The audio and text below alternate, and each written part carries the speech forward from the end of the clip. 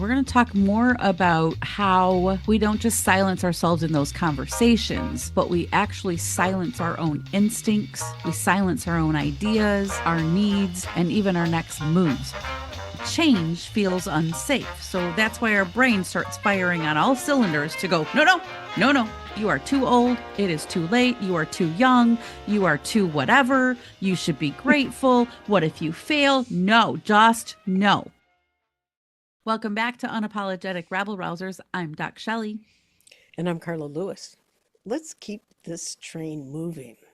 Choo-choo. How about this? We're going to pick up from where we left off on the last one. And let's call this one The Silence Between You and the Crossroads. Mm. And what you're not saying is really already making the decision. So we want to dig deeper into this because with the recognition we invited in the last episode. So now let's take a look at the challenges we have about actually taking the step to reboot. And let's address the silence that sets in.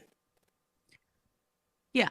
So we've talked before about how we often feel like we need to silence ourselves because we've been told don't rock the boat, we should be nice, we got to keep the peace and all of that. That is not really what we're going to talk about today. We're going to talk more about how we don't just silence ourselves in those conversations, but we actually silence our own instincts, we silence our own ideas, our needs, and even our next moves. All on our own. We don't need anyone else to do it for us because we hear that little voice in the back of our head that says, it's time to change. And then our mind goes, whoa, no, it's too late. I should be grateful what I have. What if I fail? And all of this chatter just starts coming forefront of all the reasons we should just stay where we're at. It's incredible the power that has over us. Like living in an emotional and mental quicksand. Well, and it's our brain's job is to keep us safe. Yes. And change feels unsafe. So that's why our brain starts firing on all cylinders to go, no, no, no, no. You are too old. It is too late. You are too young. You are too whatever. You should be grateful. What if you fail? No, just no. Status quo is good. And you look around and metaphorically for somebody to hand you a permission slip that says, oh no, it's okay now. It really is okay because the brain is quite powerful in doing the work that it's doing. And we got to be grateful for that. But yes. the truth that we don't want to name, the grief of that, we talked about it last time, about the letting go of what you know, that comfort, that's a loss. And there's a fear around that. And I use the word grief, but I think we fear the fact that there is going to be grief that's going to flood me because I made this decision to say, this is my truth. And that's hard. Mm-hmm. It's hard to declare that. It's hard to say it out loud because once you do, it's like it calls in everything that's going to have to change. There's accountability in that. Oh my goodness. What's something that you knew it was time to do or change and your inner silence delayed it? Well, I mean, if we're going to be really transparent and vulnerable here, which why not? Because it's who we are. It's when I acknowledged to people close to me that I had a female partner. That, like, was it going to change anything? I didn't know. But there was all of that stuff. Mm-hmm. We're talking 36 years. So I don't know if that makes me, it doesn't matter. But anyway, that, Michelle, and you're as aware of it as anybody, but that was okay. That was huge. Yeah. I remember having a conversation with you about it because I was like, what? It was so long ago. And I know how many people struggle today And so I was honored to have the conversation with you, but yeah, I can see how something like that would definitely have a lot of inner talk. A lot of inner talk because there's you have absolutely nothing to go on Right. to say what happens after that truth bomb. What happens after that goes there it is. So what did you do? What do you feel comfortable sharing? What did you do to get yourself to a place where you said, "You know what? I'm going to I'm going to do this. I'm going to tell people this. This is who I am." Because what happened was I decided, why am I feeling ashamed about the fact that there's someone in my life that I love? What the hell is up with that? And how is it now everybody else's business, the gender of this person I love? Love is love.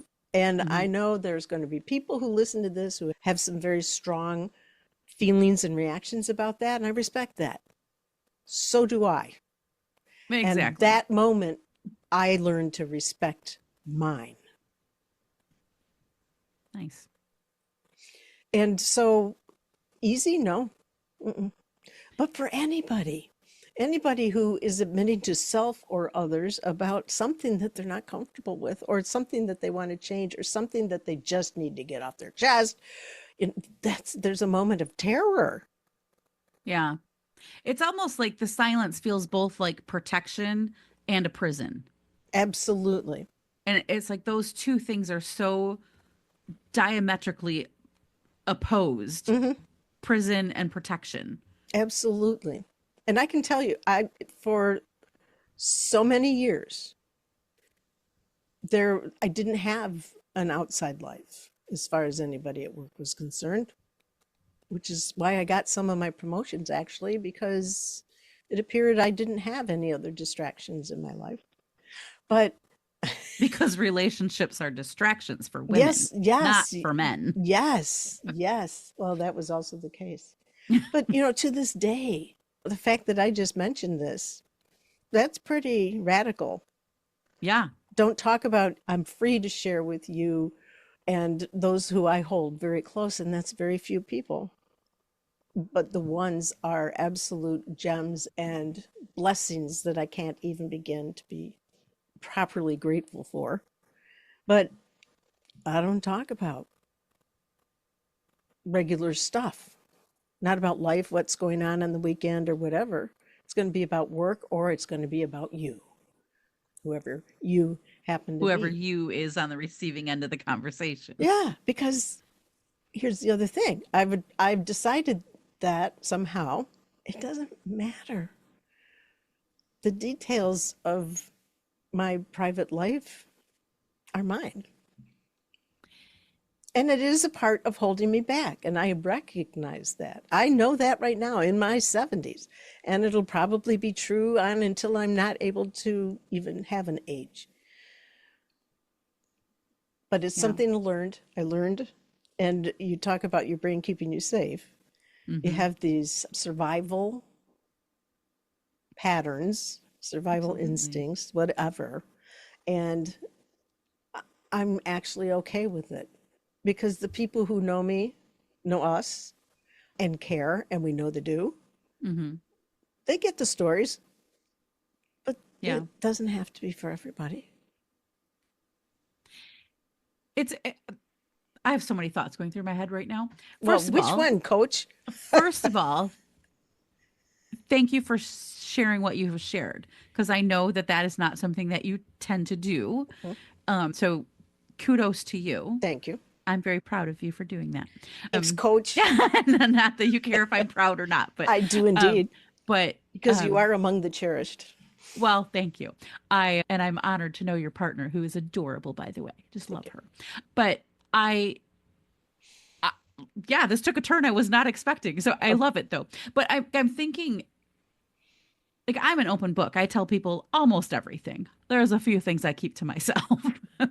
And I can remember back at the other place that we worked together, mhm, there was like minimal from you outside of work mhm. kind of things. Like you always ask me a lot of questions.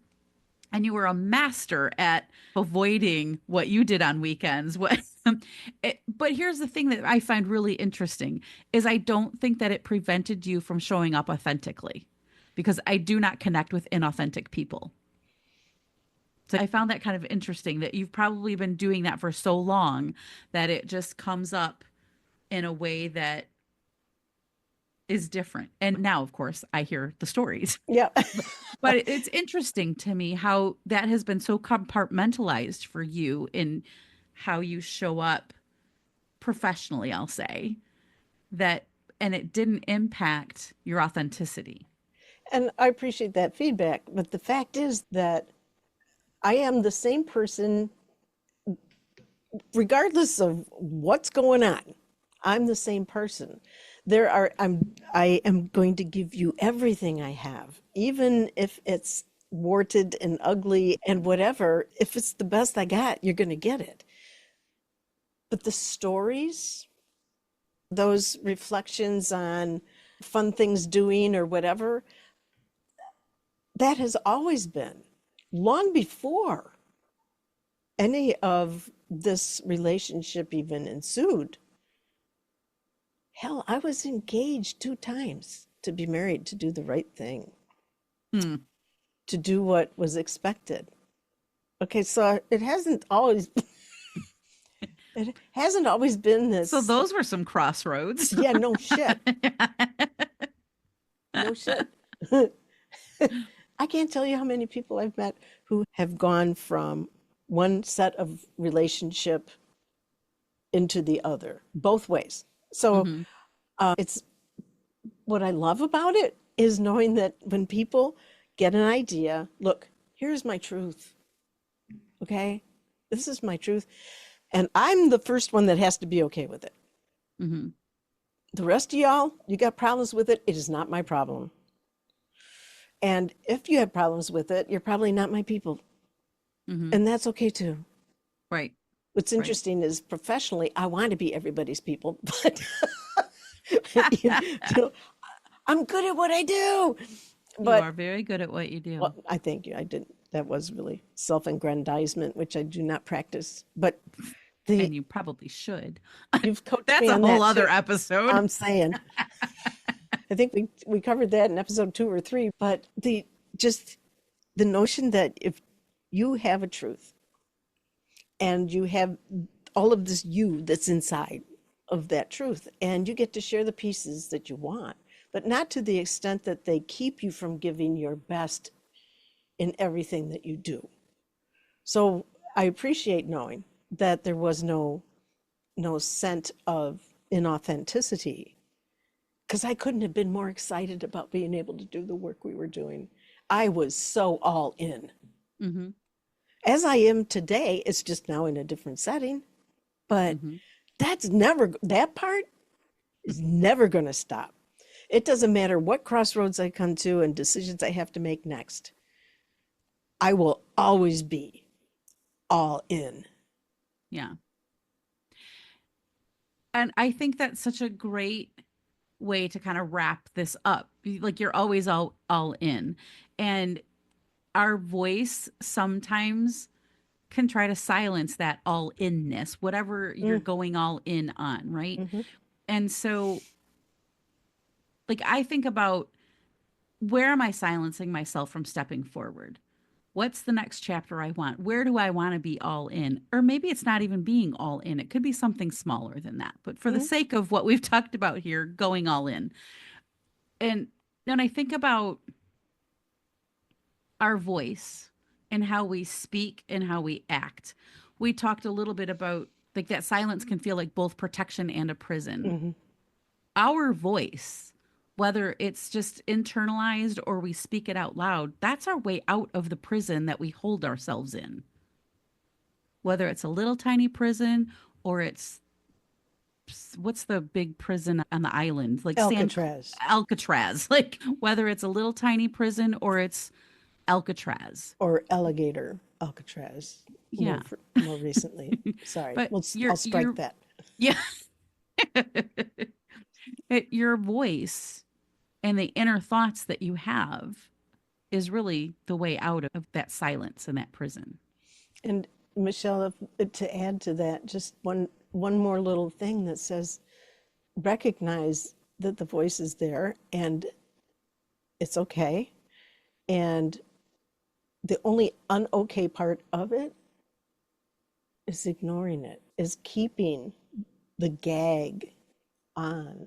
While we're facing that internal voice, we're really the only ones that know or that can hear it.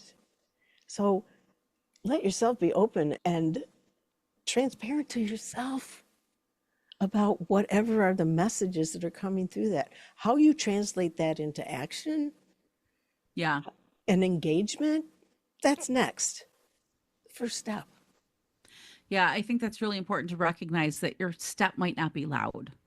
It might just be choosing to stop saying quiet with yourself. Yeah. Wow. Well, thank you for that. And thank you. With that, I'm Carla Lewis. Thank you, Miss Carla. I am Doc Shellie. We'll see you next time. Let yourself be open and transparent to yourself about whatever are the messages that are coming through that. How you translate that into action Yeah. and engagement, that's next. First step. Yeah, I think that's really important to recognize that your step might not be loud. It might just be choosing to stop saying quiet with yourself.